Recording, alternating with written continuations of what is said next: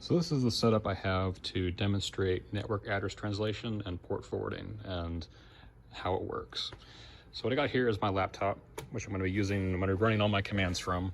Over here I have two routers. Now these are not connected to the internet. These are connected directly to each other actually through their WAN ports, which is where you would connect it to the internet normally. In this bottom router here, I have it connected to my laptop. And in the top router, I have this Raspberry Pi. And this Raspberry Pi is just acting as a server. It's just running SSH. So the goal is to be able to remotely connect from one network to the other network and access this Raspberry Pi while also transversing network address translation. So if I go to my computer here, you can see on the screen, I have an IP address assigned by the first router of 192.168.1.100. The way I've configured these routers is that they all have static IP addresses between them. So this router in particular has a WAN IP address of 10.0.0.10. The other router has 10.0.0.20. So that's how they're able to talk to each other, is through that IP address. So I know in advance, I set the IP address to be static on the Pi, so I know exactly what IP address it has. But I did not enable port forwarding yet. So if I go and if I go to my computer screen, I'll do Pi at 10.0.0.20, which is the address of the other router. Hit enter. You can see nothing's happening. And that's because port forwarding is not enabled. So what's happening is the packets are being sent to the router, and the router is rejecting them because there is no default device set up for those packets for that specific port.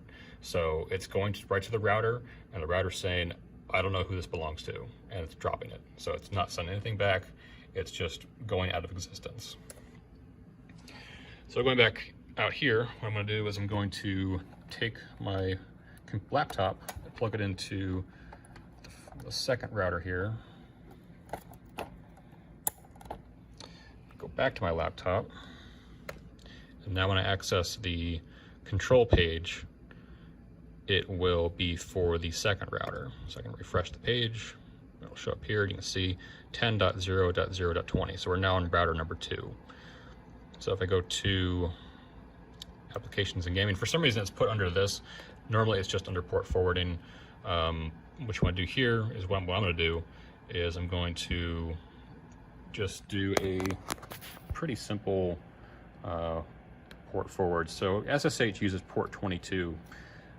So I'm going to just set up so that when the router receives a request on port 22, it is to send it to 192.168.0.101 on the second LAN. So if I go to my if I go to my computer right here, if I go to ping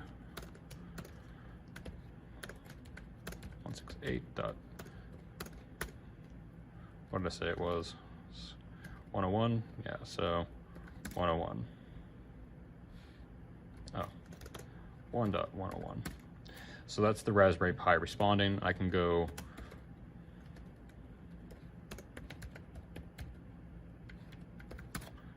remote, or I can do SSH into the Pi, and you can see here I'm connected to it. And I'm connected to it because I'm connected to the same router that the Raspberry Pi is. So there's no routing that has to take place. It's just going from one to the other. But now, if I go back to my router configuration, I will enable this port forward, and I'll set it to TCP because SSH runs under TCP. Let's save settings. And now that the settings are saved, I will take my laptop, take it out of the second router and put it back into the first router. Just like that. So now going back to my laptop here, I'll hit refresh again. And we're talking to the first router now. Can you see here, router 1. It gets kind of confusing because they're identical routers that look exactly the same. The only way you can tell them apart is through their IP address and their, in this case, the router host name or the router name. So now if I go back to my terminals, I can close out of this. This is just a leftover session I forgot to close, so we can ignore that. So now that I'm back at this computer or on this network, what I can do is ping, and you can see that it's rejecting pings. And we're sending a ping from our laptop through the first router to the second router. And the second router is receiving those pings and ignoring them. But now that we've port forwarded SSH, what we can do is SSH at 10.0.0.20. Ask for password, and we're in. So now our laptop's packets are going from the laptop to the first router to the second router, and because the second router knows to send all port 22 traffic to the Raspberry Pi, it's able to divert those packets to that device. And so we're able to establish communication between our machine and the Raspberry Pi. So to give a more pictorial form of what happened, I can show you this diagram right here. This is exactly the same logical setup as the routers we had over there. We have our PC, the router it was connecting to, the router that connects, or the link between the routers themselves, and then this router to this Raspberry Pi. Now, some things you might notice if you've watched the previous networking videos. See these IP addresses here? How they're exactly the same? That is not supposed to happen in normal networking theory. The idea behind IP addresses is that you never have duplicate IP addresses on a network.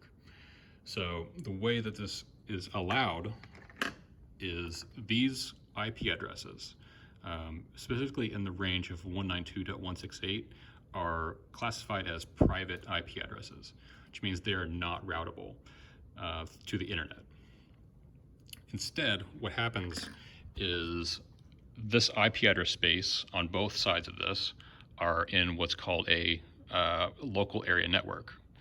And in order for data to travel, let's say data is traveling this way, for example, to this port, destination being the Raspberry Pi, the packet has to be sent to this IP address with a specific port number.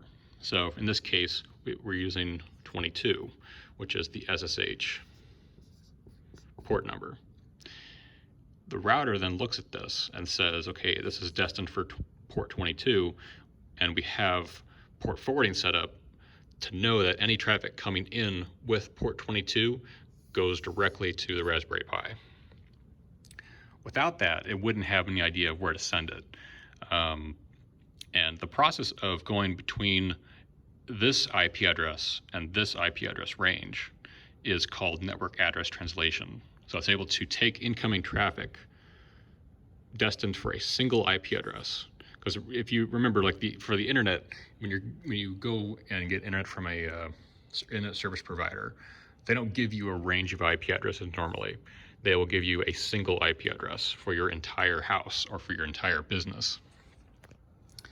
But one IP address is not going to help you if you have tens of computers, hundreds of computers, or whatever. So you want to use a private networking address space. So you can have multiple machines on your network like this, within this address space. So this would be .1, this would be .2, this would be .3. These are all going to be using the same IP address to talk to whatever going out.